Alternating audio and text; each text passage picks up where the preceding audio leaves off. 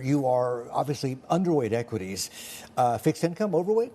We are, especially looking at investment grade and comparing this to high yield. Not high yield at this point in time, although of course it looks more interesting if you look at absolute numbers.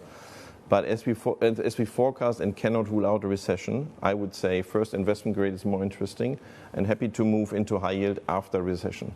And if you look a little bit into what has happened last year, if you look both in Europe and the US, high yield has outperformed government bonds and investment grades, which was quite interesting. Normally that's in a down market with higher beta should underperform, has outperformed. And this year again. So I think the market is really going, there might not be a recession, there's a soft landing. And from that perspective, I think we rather stick with investment grade, where has been some dislocation in the market, obviously, because a lot of investors have been long duration, so they need to sell it, I think.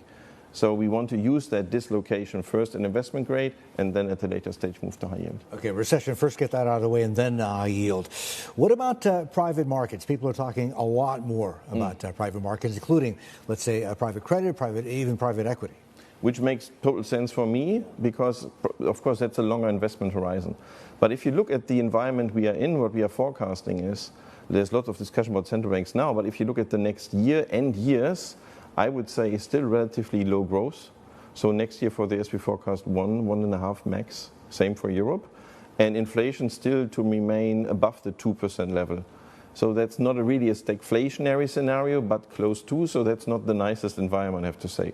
So you need to look what else can you do. And I think market dislocations we have seen right now is a good entry point for private markets.